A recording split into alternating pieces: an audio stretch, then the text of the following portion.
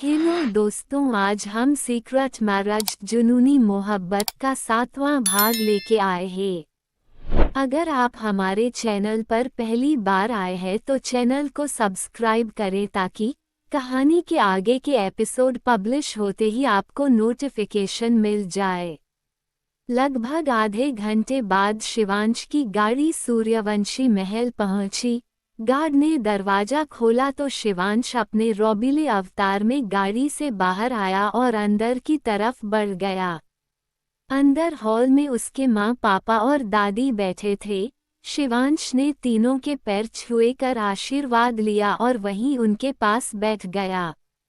अंजना जी उससे गौरी के बारे में पूछने को हुई, तभी पीछे से माधुरी जी की आवाज आई तो वो चुप कर गई, पर शिवांश ने उन्हें पलके झपका कर सब सही होने का इशारा किया।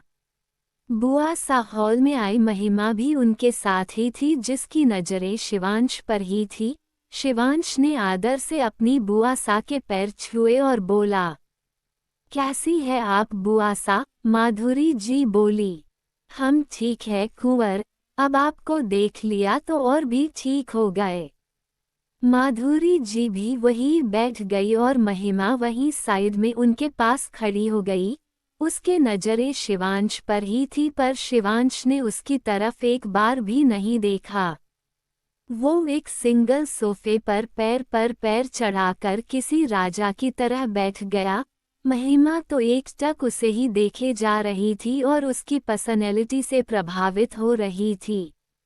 शिवांश था ही ऐसा कि कोई भी लड़की उसे देखती तो उस पर अपनी जान तक कुर्बान करने को तैयार हो जाती। पर जनाब ने आज तक कभी किसी लड़की की तरफ आंख उठाकर देखा तक नहीं, सिवाय अपनी पत्नी, अपनी बीवी, अपनी गौरी के।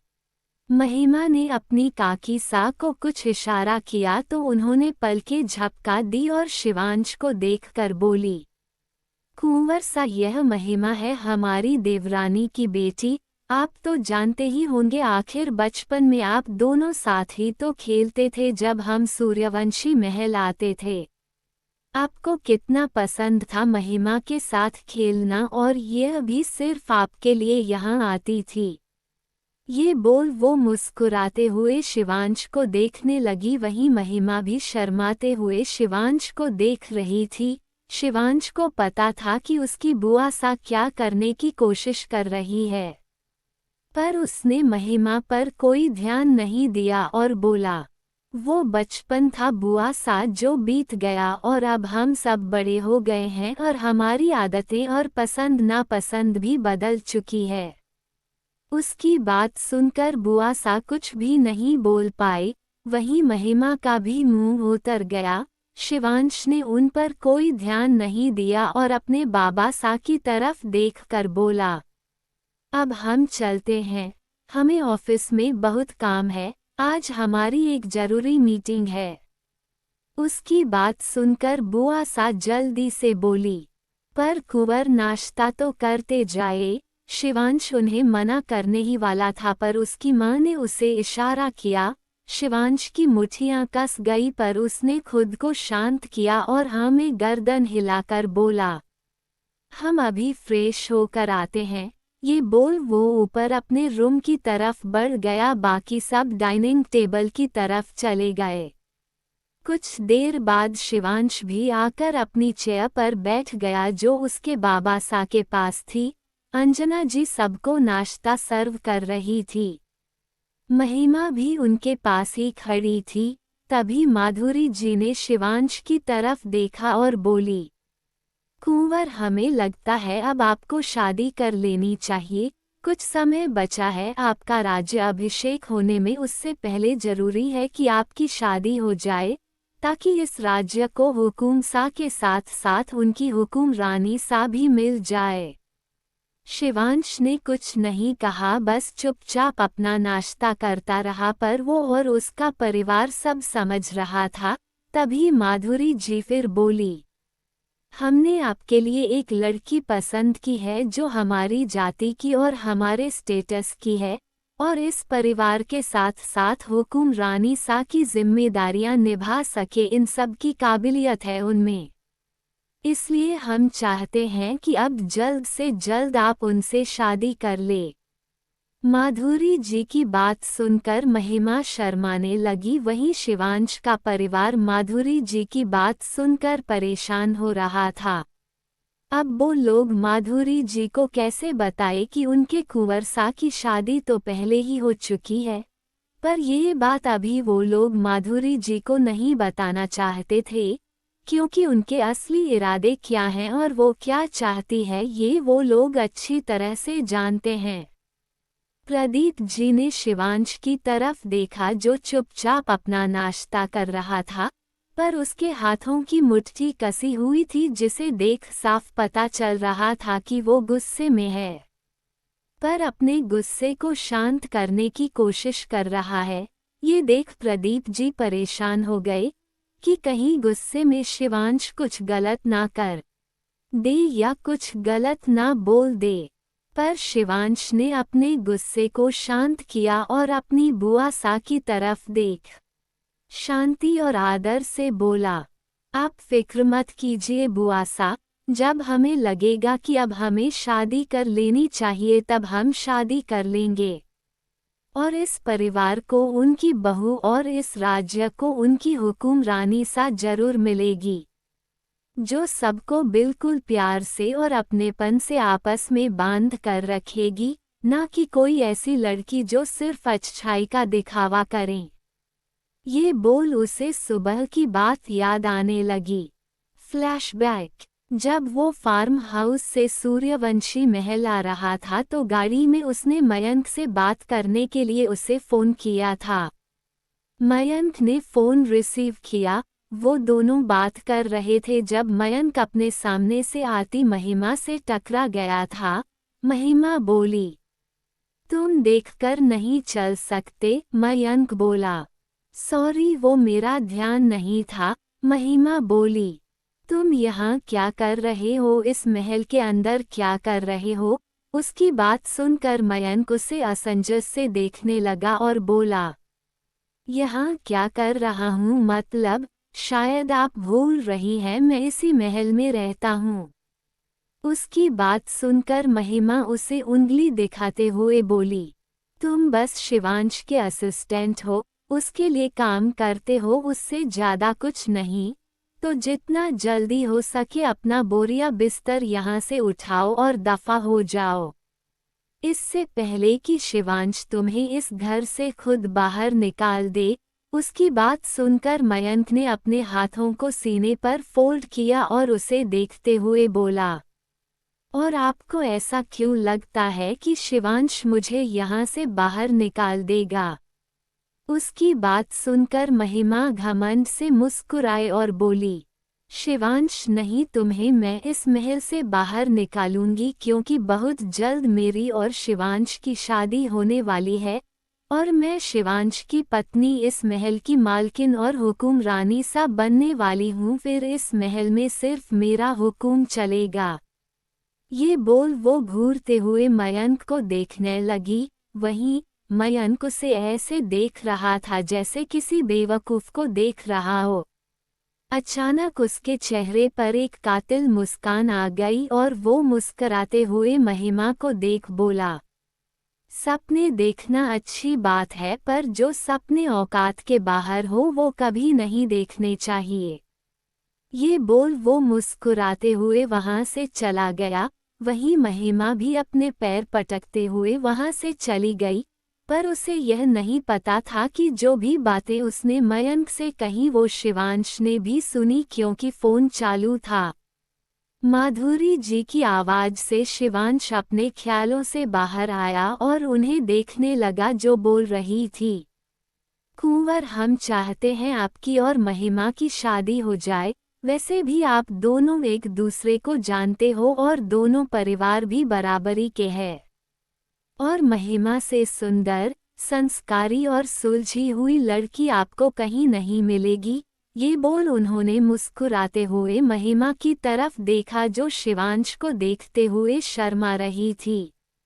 वहीं शिवांश बिना अपनी बुआ सा की तरफ देखे आदर से बोला, माफ कीजिए बुआ सा, पर हम अपनी जिंदगी के फैसले खुद लेते हैं, और शादी करना हमारा व्यक्तित्व मामला है, तो उसका फैसला भी हम खुद ही करेंगे कि हमें किससे शादी करनी है किससे नहीं।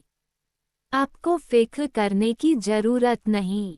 ये बोल वो उठा और अपने पिता को देखते हुए बोला, हम चलते हैं, हमारी बहुत जरूरी मीटिंग है। ये बोल उसने अपने माता पिता के पांवों छुए और वहां से चला गया। वहीं माधुरी जी और महिमा तो उसे देखते ही रह गई, पर उसके सामने बोलने की हिम्मत किसी में नहीं थी।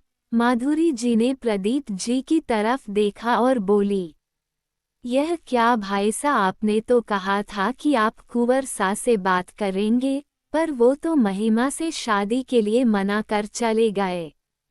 हमने महिमा के माता पिता को जुबान दी है कि उनकी बेटी शादी हमारे भतीजे से होगी, अब हम उन्हें क्या जवाब देंगे। उनकी बात सुनकर प्रदीप जी उन्हें देख शांति से बोले, हमने आपसे कहा था कि कुंवर से इस बारे में बात करेंगे और हमने की भी, पर उन्होंने मना कर दिया। अब हम इसमें कुछ नहीं कर सकते, क्योंकि आप तो जानती है जीजी सा कि कुंवर हर काम अपनी मर्जी से करते हैं, और ये तो उनकी पूरी जिंदगी का सवाल है, तो हम कैसे उनके साथ जबरदस्ती कर सकते हैं। और रही बात आपकी जुबान देने की, तो वो आपको कुंवर का फैसला सुनने से पहले सोचना चाहिए था कि वो इस रिश्ते के लिए मानेंगे कि नहीं। बाकी अब आप देखिए कि आप उन लोगों से क्या कहती है। ये बोल वो भी अंजना जी को बोलकर सीएम ऑफिस के लिए निकल गए। वहीं अंजना जी भी अपनी सास को लेकर उनके रूम में चली गई। वहीं माधुरी जी अभी भी वहीं बैठी थी। तभी वो अपने मन में बोलती है, नहीं, हम ऐसा नहीं होने दे सकते, हमारी इतने सालों की मेहनत को हम यूं ही बर्बाद नहीं होने देंगे। शिवांश को महिमा से शादी करनी ही होगी, वरना हमारा बना बनाया खेल बर्बाद हो जाएगा। हमें कैसे भी कर शिवांश को इस शादी के लिए राजी करना ही होगा। तभी उनके चेहरे पर अचानक शैतानी मुस्कान आ गई और वो टेढ़ा मुस्कुराते हुए खुद से ही बोली, हमें पता है आपको इस शादी के लिए कैसे राजी करना है। सबसे ज्यादा प्यार आपको इस परिवार और इसकी इज्जत से है। आप कभी नहीं चाहेंगे कि आपकी वजह से इस परिवार की इज्जत पर कोई आंच आए। इस परिवार की इज्जत को बचाने के लिए आप कुछ भी करेंगे, हमें पता है। ये बोल वो उठकर अपने रूम में चली गई।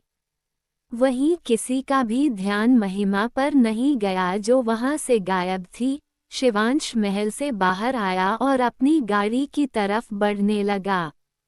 वो गाड़ी में बैठने ही वाला था जब पीछे से किसी ने उसका हाथ पकड़ लिया। शिवांश रुक गया, उसने पीछे देखा तो महिमा उसका हाथ पकड़े खड़ी थी। ये देख शिवांश का चेहरा गुस्से से तमतमा गया और उसकी आंखें भी लाल हो गई। उसने अपने हाथ की तरफ देखा जो महिमा ने पकड़ रखा था और दांत पीसते हुए बोला, हमारा हाथ छोड़िए। पर महिमा ने उसकी बात को अनसुना किया और उसका हाथ पकड़े ही बोली, आप ऐसा कैसे कर सकते हैं? आप इस शादी के लिए मना कैसे कर सकते हैं? हम आपसे प्यार करते हैं, फिर क्यों आप हमसे शादी नहीं करना चाहते? शिवांश जो उसके हाथ पकड़ने से गुस्से में भर गया था, उसने उसका हाथ जोर से झटका और बोला, ये हमारी जिंदगी है और हमें क्या करना है और क्या नहीं ये हम किसी को बताना जरूरी नहीं समझते। और रही बात प्यार की, तो हम आपसे प्यार नहीं करते और ना ही हमने आपसे कहा है कि आप हमसे प्यार करें। उसकी बात सुनकर महिमा उसे देखते हुए बोली, पर हम बचपन से आपको प्यार करते हैं, आपके बिना हमने आज तक किसी के बारे में सोचा तक नहीं, फिर क्यों आप ऐसा बोल रहे हैं? देखिए हम खूबसूरत है, पढ़े लिखे हैं, अच्छे घर से है, आपको हमेशा खुश रखेंगे, आपको बहुत प्यार देंगे। शिवांश ने उसकी बातों का कुछ जवाब नहीं दिया। पर महिमा की बातें सुनकर उसके चेहरे पर एक खतरनाक स्माइल आ गई जिसे महिमा समझ नहीं पाए। शिवांश अपनी गाड़ी में बैठा और वहां से चला गया। वहीं महिमा तो बस उसके ऐसे मुस्कुराने का कारण ही समझती रह गई। पर फिर वो शिवांश की गाड़ी को देखते हुए बोली, नहीं, आपको हमसे शादी करनी ही होगी, चाहे कुछ भी हो जाए, हमें कुछ ना कुछ तो करना ही होगा। हाँ काकीसा एक वही है जो हमारी मदद कर सकती हैं। उन्होंने कहा था कि वो हमारी शादी शिवांश से करवाएंगी। ये बोल वो जल्दी से महल के अंदर की तरफ चली गई। वहीं गाड़ी में शिवांश को बहुत गुस्सा आ रहा था। महिमा का उसे छूना उसे बिल्कुल भी अच्छा नहीं लगा था। उसे बहुत बेचैनी हो रही थी। इस समय उसे सिर्फ गौरी चाहिए थी। गौरी को देखते ही उसे सुकून का एहसास होता है। अब बस कैसे भी कर उसे गौरी के पास जाना था और इस बेचैनी को दूर करना था। पर वो वापस फार्म हाउस नहीं जा सकता क्योंकि उसकी बहुत इम्पोर्टेंट मीटिंग है। इसलिए उसने आंखें बंद की और गहरी सांस लेकर खुद को शांत करने लगा। जब खुद को शांत करने में वो नाकाम रहा तो उसने अपना फ़ोन निकाला और गौरी का नंबर डायल कर दिया। रिंग जा रही थी पर गौरी फ़ोन रिसीव नहीं कर रही थी जिस वजह से शिवांश और बेचैन हो रहा था। गौरी ने फ़ोन रिसीव नहीं किया और कॉल कट गया। शिवांश ने फिर से गौरी को फ़ोन लगा दिया और अपने मन में सच्ची शिद्दत और जुनून से बोला, कहाँ है आप? प्लीज़ फ़ोन उठाए, हमें आपकी ज़रूरत है। एक आप ही है जो इस बेचैन दिल को शांत कर इसे सुकून पहुंचा सकती है। वहीं दूसरी तरफ गौरी जो बाथरूम से बाहर निकल रही थी, उसने जब अपने फ़ोन की आवाज़ सुनी तो जल्दी से फ़ोन उठाकर देखा तो अपने पति का फ़ोन देख उसके चेहरे पर एक प्यारी सी मुस्कान आ गई। तन बदन महकने लगा। उसने जल्दी से फ़ोन रिसीव किया। वो कुछ बोलती उससे पहले ही शिवांश की तड़प और बेचैनी भरी आवाज़ उसके कानों में पड़ी। कहाँ थी आप? फ़ोन क्यों नहीं उठा रही? हम कब से आपको फ़ोन कर रहे हैं। उसकी बात सुनकर गौरी अपनी शांत और मीठी आवाज़ में बोली, माफ़ कीजिए, वो हम बाथरूम में थे इसलिए पता नहीं चला कि फ़ोन बज रहा है। अपनी पत्नी की इतनी मीठी मिश्री जैसी आवाज़ सुनकर शिवांश ने अपनी आंखें बंद कर ली और सिर पीछे सीट से टिका लिया। गौरी की आवाज़ सुनते ही अब तक जो बेचैनी शिवांश को हो रही थी, उसकी जगह अब उसे सुकून मिलने लगा। दोनों कुछ नहीं बोल रहे थे। गौरी को समझ नहीं आ रहा था कि वो शिवांश से क्या बात करें, पर फिर भी वो धीरे से खुद को संभालते हुए बोली, जी कुछ काम था क्या आपको? शिवांश बोला, क्या कुछ काम होगा तभी हम अपनी पत्नी को फ़ोन कर सकते हैं, हम वैसे नहीं कर सकते। शिवांश की बात सुनकर गौरी की सांसें तेज हो गई और उसके मुंह से अपनी पत्नी सुनकर तो गौरी को बहुत ही अलग एहसास हो रहे थे। तन बदन में अलग तरंगें उठ रही थी जिन्हें वो समझ नहीं पा रही थी, पर वो खुद को शांत करते बोली, हमने ऐसा तो नहीं कहा। शिवांश बोला, फिर कैसा कहा? गौरी कुछ नहीं बोली। उसे समझ ही नहीं आया कि वो क्या बोले इसलिए वो चुप कर गई। पर उसकी सांसें शिवांश को सुनाई दे रही थी जो नॉर्मल से थोड़ी तेज थी। शिवांश भी कुछ नहीं बोला और शांति से गौरी की सांसों की आवाज़ को सुनने लगा जो उसे सुकून पहुंचा रही थी।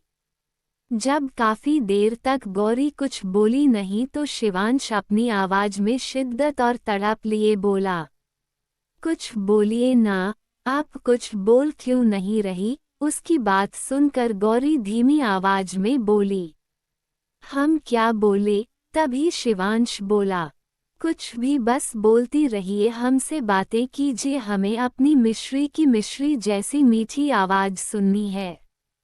गौरी की सांसें तेज हो गई, धड़कनें बढ़ गई। शिवांश के मुंह से खुद के लिए मिश्री सुनकर वो हैरान हो गई। पर पति द्वारा दिए इस प्यारे से नाम को सुनकर वो खुश हो गई। तभी शिवांश फिर बोला, बोलिए ना हमारी मिश्री। उसकी बात सुनकर गौरी ने अपनी साड़ी को अपनी मुट्ठी में भींच लिया और खुद को शांत करते हुए बोली, हमें नहीं पता हमें क्या बोलना है, पर आप जो पूछेंगे हम उसका जवाब देंगे। उसकी बात सुनकर शिवांश खामोश हो गया। सच ही तो था, दोनों अभी एक दूसरे को जानते ही कितना थे। जो उनमें बातें होती, बेशक शिवांश गौरी से मोहब्बत करता था, पर गौरी के मन में उसके लिए क्या था यह उसे नहीं पता था। पर हाँ, ये भी सच था कि अब दोनों पति पत्नी थे तो उन्हें एक दूसरे को समझना होगा, फिर ही तो दोनों अपने रिश्ते को आगे बढ़ा पाएंगे। शिवांश ने गहरी सांस ली और बोला, कल कॉलेज जाना है आपको तो तैयारी हो गई? उसकी बात सुनकर गौरी अपनी शांत और मीठी सी आवाज में बोली, जी हो गई, बस कुछ बुक्स है जो घर पर है, हमने भाई सा को बोला था शाम को वो बुक्स पहुंचा देंगे। शिवांश ने हम कहा और बोला, ठीक है, आप अपना ध्यान रखिएगा, हम शाम को जल्दी आने की कोशिश करेंगे। गौरी ने जी कहा। उसके बाद दोनों फिर से खामोश हो गए। शिवांश का मन फोन काटने को नहीं था, पर उसका ऑफिस आ रहा था तो उसे अब फोन काटना ही था। इसलिए कुछ देर गौरी की सांसों की आवाज सुनने के बाद उसने फोन काट दिया और आंखें बंद कर सिर सीट से टिका लिया और अपनी मासूम बीवी का चेहरा याद करने लगा।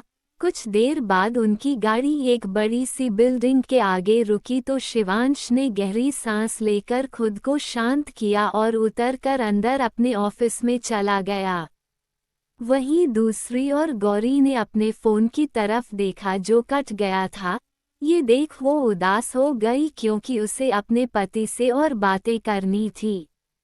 हालांकि दोनों में बातें कम हुई थी, बस दोनों एक दूसरे की सांसों को सुन और महसूस कर रहे थे। गौरी ने गहरी सांस ली और खुद को शांत कर अंदर रूम में चली गई और कल कॉलेज जाने के लिए अपने बैग में सारी चीजें रखने लगी जो जरूरी थी। वहीं सूर्यवंशी महल में माधुरी जी अपने रूम में थी और कुछ सोच रही थी। उनके चेहरे पर एक शैतानी मुस्कान थी जो ये जाहिर कर रही थी कि वो जो भी सोच रही हैं वो अच्छा तो बिल्कुल नहीं है। तभी वो टेढ़ा मुस्कुराते हुए खुद से बोली, अब हम देखते हैं कि आप इस शादी के लिए कैसे मना करते हैं। शादी तो आपको करनी ही होगी चाहे कुछ भी हो जाए। तभी उनके रूम का दरवाजा खुला और महिमा अंदर आई और माधुरी जी को देख दुखी होते हुए बोली, काकी सा आपने तो कहा था कि आप हमारी शादी शिवांश से करवाएंगी, पर उन्होंने तो हमसे शादी के लिए मना कर दिया। अब हम क्या करेंगे? हम उनके बिना नहीं रह सकते, हम उनसे बहुत प्यार करते हैं, काकी सा प्लीज कुछ कीजिए। माधुरी जी ने उसे अपने पास बिठाया और उसका माथा सहलाते हुए बोली, हमने तुमसे वादा किया है ना, तो तुम फिक्र मत करो, हम तुम्हारी शादी शिवांश से करवा कर रहेंगे। बस अपनी काकी सा पर विश्वास रखो और वही करो जो हम कहते हैं। महिमा ने हाँ में गर्दन हिलाए और वहां से चली।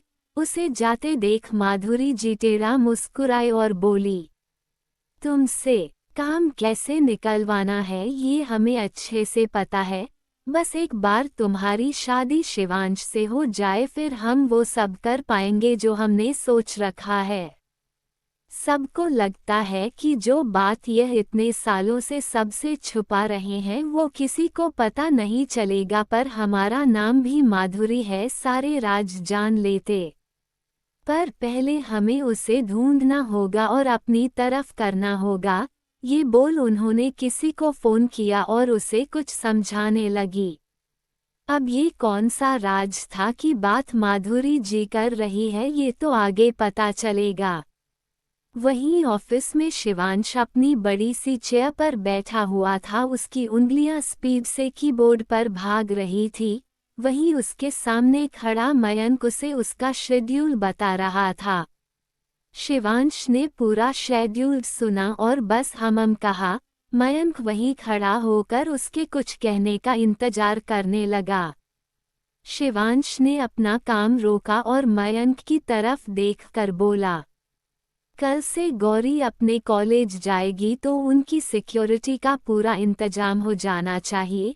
सिक्योरिटी गार्ड हमेशा उनके आसपास रहने चाहिए, पर उन्हें इस बात का पता नहीं चलना चाहिए। मयंक ने हाँ में गर्दन हिलाई और बोला, जी सर, सब हो जाएगा। ये बोल मयंक वहां से चला गया। शिवांश ने आंखें बंद की और अपना सिर सीट से टिकाकर खुद से ही बोला, बेशक हमारे दुश्मन अभी आपके बारे में नहीं जानते कि आप कौन हैं और हमारे लिए कितनी जरूरी है, पर फिर भी हम कोई रिस्क नहीं ले सकते आपके हवाले, तो बिल्कुल भी नहीं। क्योंकि जान है आप हमारी, अगर आपको खरोंच भी आती तो हम बर्दाश्त नहीं कर पाएंगे। इसलिए अभी आपका चेहरा सबसे छुपा रहे वही अच्छा है, और हम चाहते भी नहीं है कि हमारी पत्नी हमारी मिश्री का चेहरा कोई और देखें। क्योंकि आपको देखने का हक सिर्फ हमारा है, आपको सिर्फ हम देख सकते हैं, सिर्फ हम छू सकते, क्योंकि आप हमारी है, हमारी मोहब्बत, हमारी पत्नी, हमारी मिश्री।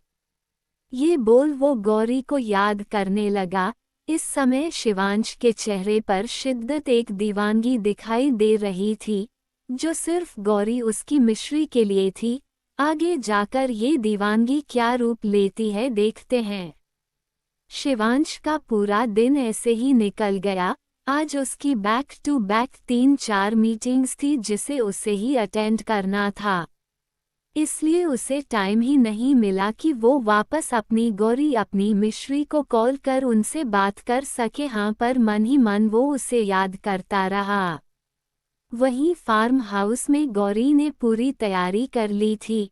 कल से उसे कॉलेज जाना था, क्योंकि कुछ टाइम में उसके सेकेंड ईयर के फाइनल एग्जाम थे। उसकी किताबें भी उसके भाईसा ने फार्म हाउस भिजवा दी थी, इसलिए गौरी उसके बाद अपनी पढ़ाई करने लगी। लगभग 2.5-3 घंटे लगातार पढ़ने के बाद वो नीचे आ गई और सीधा किचन में चली गई। 3 सर्वेंट वहां पर काम कर रही थी। एक सर्वेंट जो थोड़ी ज्यादा उम्र की थी, जिनका नाम विमला था, सब उन्हें विमला ताई बुलाते थे। उन्होंने गौरी को देखा तो उसके पास आकर सिर झुकाकर आदर से बोली, बहुरानी कुछ चाहिए आपको? गौरी ने उन्हें देखा और मुस्कुराते हुए बोली, जी नहीं, हम बस रात का डिनर तैयार करने आए थे। उसकी बात सुनकर विमला ताई ने उसकी तरफ देखा और प्यार से बोली, बहुरानी आपको ये करने की जरूरत नहीं, यहाँ बहुत सर्वेंट है, वो सब कर लेंगे, आप आराम कीजिए। गौरी ने उन्हें देखा और प्यार से बोली, हमें खाना बनाना पसंद है, इसलिए हम ये करना चाहते हैं। हम बस रात का डिनर बनाएंगे, बाकी कुछ नहीं करेंगे। ये बोल वो मासूम सा चेहरा बनाकर विमला ताई को देखने लगी। उन्हें भी मुस्करा कर हाँ में गर्दन हिलाई तो गौरी खुश होकर खाना बनाने लगी। 1 घंटे में उसने पूरा डिनर तैयार कर लिया। फिर वो फ्रेश होने रूम में चली गई। वो जल्दी से फ्रेश होकर आई और हॉल में सोफे पर बैठ गई। उसकी नजरें दरवाजे पर ही थी। 8 बज चुके थे, पर अभी तक शिवांश नहीं आए थे। गौरी बस उसका इंतजार कर रही थी। देखते देखते 1 घंटा और बीत गया, पर शिवांश अभी तक नहीं आए। गौरी का मन बेचैन हो रहा था। शिवांश उसे बताकर गया था कि वो आज लेट आएगा, पर फिर भी वो उसका इंतजार कर रही थी। विमला ताई उसके पास आई और बोली, बहुरानी आप खाना खा लीजिए, कुंवर सा को आने में वक्त लगेगा। गौरी ने उनकी तरफ देखा और मुस्कराकर बोली, कोई बात नहीं, हम उनका इंतजार करेंगे। आप सब डिनर कर लीजिए और आराम कीजिए, हम उन्हें सर्व कर देंगे। विमला ताई ने मना किया पर गौरी ने जबरदस्ती उन सबको डिनर कर रास्ट करने के लिए भेज दिया और खुद फिर शिवांश के इंतजार में दरवाजे की तरफ देखने लगी। रात के लगभग 10 बजे शिवांश की गाड़ी फार्म हाउस के बाहर आकर रुकी। मयंक भी उनके साथ ही था। वो दोनों बात करते हुए अंदर आ रहे थे। जैसे ही वो दोनों हॉल में आए और अपने रूम की तरफ जाने लगे तो शिवांश की नज़र सोफे पर गई। यहाँ उसकी पत्नी उसका इंतजार करते सोफे पर बैठे बैठे ही सो गई थी। शिवांश के कदम रुक गए। उसे देख मयंक भी रुक गया और शिवांश को देख बोला, क्या हुआ कुंवर सा? शिवांश ने कुछ नहीं कहा। उसकी नज़रें तो अपनी प्यारी सी बीवी पर थी जो बच्चों की तरह सिकुड़कर सोफे पर सोई हुई थी। शिवांश को कुछ बोलते ना देख मयंक ने उसकी नज़रों का पीछा किया तो गौरी को सोफे पर सोते देख वो एक पल को चौंक गया और बोला, भाभी सा यहाँ क्यों सोई हुई है? शिवांश ने कोई जवाब नहीं दिया और अपने कदम गौरी की तरफ बढ़ा दिए। मयंक ने भी ज्यादा कुछ नहीं पूछा और वहां से अपने रूम की तरफ चला गया। शिवांश धीरे से चलते हुए गौरी के पास आया और उसे देखने लगा। सोते हुए कितनी प्यारी और मासूम लग रही थी वो, बिल्कुल किसी छोटे बच्चे की तरह। शिवांश ने उसे अच्छे से देखा, कहीं उसके कपड़े तो इधर उधर नहीं हुए, पर नहीं सोते हुए भी बहुत सभ्य तरीके से सोई हुई थी उसकी बीवी। जिस्म का एक अंग तक दिखाई नहीं दे रहा था, सिर पर भी पल्लू लिया हुआ था। वो वही खड़ा प्यार और शिद्दत से अपनी बीवी को देखने लगा। तभी किचन से विमला ताई बाहर आए और उनके पास आकर सिर झुकाकर बोली, कुंवर सा? विमला ताई की आवाज से शिवांश अपनी सेंस में आया और गौरी पर से अपनी नजरें हटाकर उनकी तरफ देखा। विमला ताई वैसे ही सिर झुकाए बोली, कुंवर सा, हमने बहुरानी को कहा था कि वो डिनर कर अपने रूम में आराम करे, पर बहुरानी नहीं मानी और आपके इंतजार में यही बैठे बैठे सो गई। शिवांश ने उनकी तरफ देखा और बोला, क्या इन्होंने डिनर किया? विमला ताई बोली, नहीं कुंवर सा, बहुरानी आपका इंतजार कर रही थी। शिवांश बोला, ठीक है आप जाए, हम देख लेंगे। विमला ताई ने हाँ में गर्दन हिलाए और वहां से चली गई। उनके जाने के बाद शिवांश ने फिर गौरी की तरफ देखा। उसका मन तो नहीं था गौरी को उठाने का, क्योंकि सोते हुए वो बहुत प्यारी लग रही थी, पर उसने डिनर नहीं किया था तो उसे उठाना जरूरी था।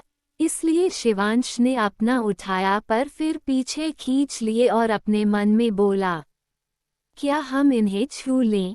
पर अगर इन्हें अच्छा नहीं लगा तो? पर ये हमारी पत्नी है, हक है हमें इन्हें छूने का, इन्हें कैसे भी देखने का, पर इनकी मर्जी के बिना नहीं। शिवांश खुद ही खुद को सवाल कर रहा था और खुद ही जवाब दे रहा था। कुछ पल सोचने के बाद वो सीधा खड़ा हो गया और गौरी को आवाज दी, गौरी उठिए। शिवांश की भारी आवाज सुनकर गौरी ने धीरे से अपनी आंखें खोली तो सामने अपने पति को बिना किसी भाव के खड़े देख वो हड़बड़ा गई और जल्दी से उठकर अपना पल्लू सही करने लगी और बोली, माफ कीजिए, पता नहीं कैसे हमारी आंख लग गई। शिवांश बोला, आप यहाँ क्यों सोई है? गौरी ने एक नज़र शिवांश को देखा और फिर अपना सिर झुकाकर बोली, जी हम आपका इंतजार कर रहे थे। गौरी की बात सुनकर शिवांश को अच्छा लगा, पर वो वैसे ही बिना भाव के चेहरे से बोला, पर हमने आपको कहा था कि हम लेट आएंगे, इसलिए आप हमारा इंतजार मत करना। फिर आपने अभी तक डिनर क्यों नहीं किया? शिवांश की बात सुनकर गौरी के चेहरे पर उदासी आ गई और वो वैसे ही खड़ी रही पर कुछ बोली नहीं। उसके चेहरे की उदासी देख शिवांश बेचैन हो गया। उसने गहरी सांस ली और बोला, आप डिनर लेकर ऊपर ही आ जाइए, तब तक हम फ्रेश हो लेते हैं और एक प्लेट खाना मयंक के रूम में पहुंचा दीजिएगा। ये बोल शिवांश ऊपर अपने रूम की तरफ बढ़ गया और गौरी किचन में चली। उसने खाना गर्म किया और एक प्लेट विमलाताई के हाथों मयंक के रूम में पहुंचा दी, क्योंकि वो अभी तक जगी हुई थी, और फिर शिवांश और अपना खाना लेकर ऊपर अपने रूम में आ गई। जैसे ही गौरी रूम में आई उसी समय शिवांश भी बाथरूम से शावर लेकर निकला। इस समय उसने एक वाइट टी शर्ट और ब्लैक ट्राउजर पहना हुआ था। एक हाथ से वो अपने गीले बालों को टॉवल से सुखाते हुए बाथरूम से बाहर आ रहा था। गौरी ने देखा तो उसकी नजरें शिवांश पर टिक गई। कितना दिलकश लग रहा था, अभी वो अगर कोई लड़की देख ले तो बेहोश ही हो जाए। गौरी भी एक टक शिवांश को देखने लगी। तभी शिवांश की नज़र उस पर गई तो वो एकदम हड़बड़ा गई। उसने खाना टेबल पर लगाया और सर्व करने लगी। शिवांश भी वही सोफे पर आकर गौरी से थोड़ी दूरी पर बैठ गया। गौरी ने सर्व किया और एक प्लेट शिवांश को दे दी और दूसरी खुद लेकर खाने लगी। दोनों खामोश थे, कोई कुछ नहीं बोल रहा था। मन तो दोनों का था बातें करने का, पर क्या कहें क्या बात करे समझ नहीं आ रहा था, इसलिए दोनों चुप ही रहे। दोनों ने शांति से अपना डिनर किया और फिर गौरी बर्तन नीचे किचन में रखने चली गई। शिवांश ने भी बाथरूम में जाकर अपने हैंडवॉश किए और अपना लैपटॉप लेकर सोफे पर बैठ गया।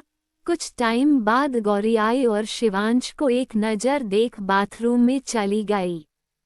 उसने चेंज किया और कॉटन की सिंपल सी साड़ी पहन ली, बालों को खोल दिया जो उसकी कमर तक लहरा गए। मंगलसूत्र, पायल और बिछे के अलावा उसने बाकी सभी गहने उतार दिए। उस सिंपल सी साड़ी और सादगी में भी वो बहुत प्यारी लग रही थी। शिवांश उसे ही देख रहा था। उसने अपना लैपटॉप साइड रखा और गौरी को आवाज दी। गौरी, गौरी जो अपने फेस और हाथों पर लोशन लगा रही थी, उसकी आवाज सुनकर जल्दी से सिर पर पल्लू लिया और शिवांश की तरफ घूमा और बोली, जी। शिवांश बोला, यहाँ आइए। शिवांश की बात सुनकर गौरी की धड़कनें बढ़ गई, पर उसने खुद को संभाला और धीरे से चलते हुए शिवांश के पास थोड़ी दूरी पर जाकर खड़ी हो गई। शिवांश ने उसे बैठने के लिए कहा तो उससे थोड़ी दूरी बनाकर सोफे पर नजरें झुकाकर बैठ गई। शिवांश को उसका खुद से दूर बैठना और उसके सामने ऐसे पल्लू लेना अच्छा नहीं लगा, पर उसने कुछ नहीं कहा और उसे देखते हुए बोला, कॉलेज की तैयारी हो गई? गौरी ने नजरें झुकाए हुए ही जवाब दिया, जी हो गई। शिवांश उसे ही देख रहा था, पर ये लड़की उसकी तरफ देख ही नहीं रही थी, जिस वजह से शिवांश को गुस्सा आ रहा था। इसलिए इस बार वो थोड़ा सख्ती से बोला, हमारी तरफ देखकर बात कीजिए। उसकी सख्त आवाज सुनकर गौरी डर गई और उसने अपनी साड़ी को कसकर अपनी मुट्ठी में भींच लिया। शिवांश जो उसे ही देख रहा था, उसने जब ये देखा तो उसे बिल्कुल अच्छा नहीं लगा। गौरी का उससे डरना शिवांश के दिल में दर्द कर रहा था, पर उसे पता था कि उसकी बीवी बहुत ही मासूम है, इसलिए उसने गहरी सांस लेकर खुद को शांत किया और गौरी को देख बोला, गौरी आप ऐसा करेगी तो कैसे चलेगा? हम दोनों पति पत्नी हैं, पूरी जिंदगी साथ बितानी है हमें। और पति पत्नी का रिश्ता कैसा और कहाँ तक होता है आप भी जानती है, पर तो हमारी तरफ देखती तक नहीं।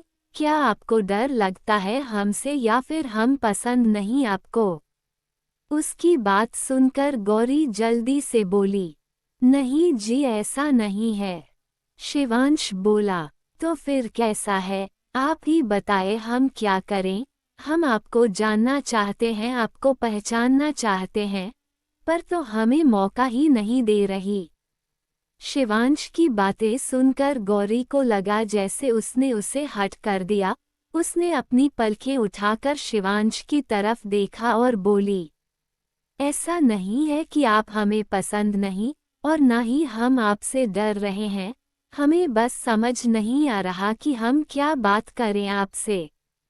हमारा भी मन है आपसे बात करने का, पर हमें घबराहट होती है जब हम आपके करीब आते हैं।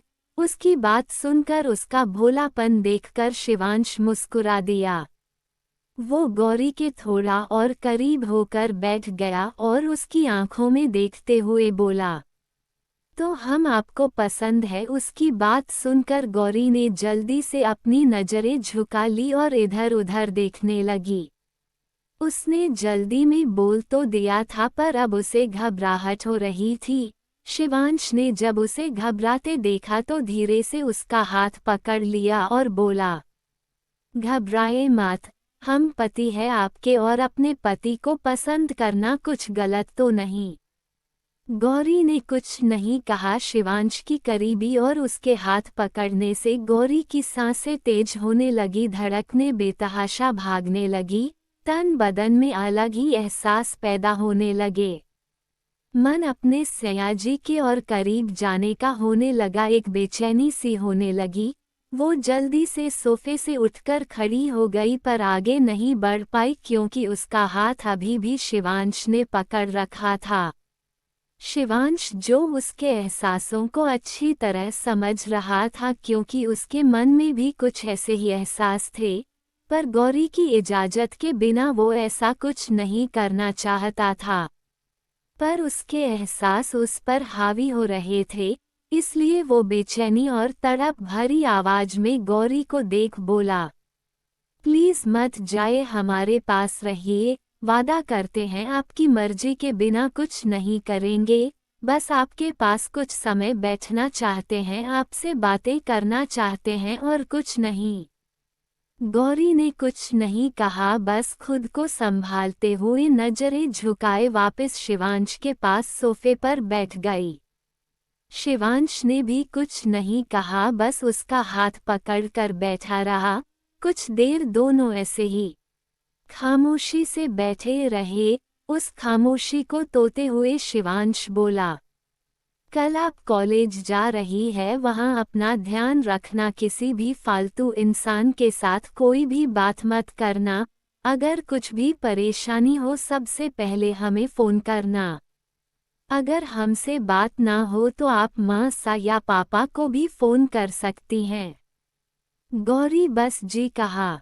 कुछ टाइम तक दोनों फिर ऐसे ही खामोश बैठे रहे। इस खामोशी में भी सुकून सा था क्योंकि दोनों एक साथ थे। फिर शिवांश बोला, चलिए सो जाते हैं, आपको सुबह कॉलेज भी जाना है। गौरी ने हाँ में गर्दन हिलाए और उठकर बेड की तरफ आ गई। शिवांश भी आकर अपनी जगह पर लेट गया और एक डिम लाइट को छोड़ बाकी लाइट्स ऑफ कर दी। कुछ टाइम बाद दोनों सो गए। रात के लगभग 3 बजे शिवांश की नींद खुल गई। उसे अपने पेट पर भार महसूस हुआ। उसने नजरें झुका कर देखा तो गौरी उसकी कमर को पकड़े उससे बिल्कुल चिपक कर सोई हुई थी। ये देख शिवांश की धड़कनें बढ़ गई, सांसें ऊपर नीचे होने लगी, तन बदन में एहसास जागने लगे। उसने गहरी सांस लेकर खुद को शांत किया और धीरे से करवट लेकर गौरी की तरफ घूम गया। नींद में ही गौरी उसके और पास आ गई और उसके सीने में अपना चेहरा छुपा लिया। शिवांश ने कसकर अपनी आंखें भींच ली। गौरी को अपने इतने पास देखकर उसके एहसास उस पर हावी हो रहे थे। मन कर रहा था कि गौरी को कसकर अपनी बाहों में भर ले, पर उसकी इजाजत के बिना वो यह नहीं करना चाहता था। पर जब उससे कंट्रोल नहीं हुआ तो उसने धीरे से गौरी की कमर पर बांह लपेट उसे अपने आगोश में भर लिया। एक सुकून सा मिला दिल को। उसके चेहरे को देखते हुए वो धीरे से खुद से बोला, जानते हैं आपकी इजाजत के बिना ये कर रहे हैं जो कि गलत है, पर हम क्या करें, हम नहीं संभाल पा रहे इन एहसासों को जो आपके नज़दीक आते ही हम पर हावी होने लगते हैं। बहुत मुश्किल से खुद को कंट्रोल कर रहे हैं, मन तो कर रहा है आपको खुद में समा ले, अपनी रूह तक बसा ले आपको, पर इंतजार करेंगे जब आप पूरी तरह हमारे साथ कंफर्टेबल हो जाए। ये बोल उसने प्यार से गौरी का माथा चूम लिया और उसके खूबसूरत से चेहरे को आंखों में बेशुमार मोहब्बत लिए शिद्दत से निहारता रहा। उसे देखते देखते कब उसकी आंख लगी उसे पता ही नहीं चला। आगे के एपिसोड सुनने के लिए बने रहे मेरे साथ। कहानी पसंद आई हो तो वीडियो को लाइक, शेयर और कमेंट करें।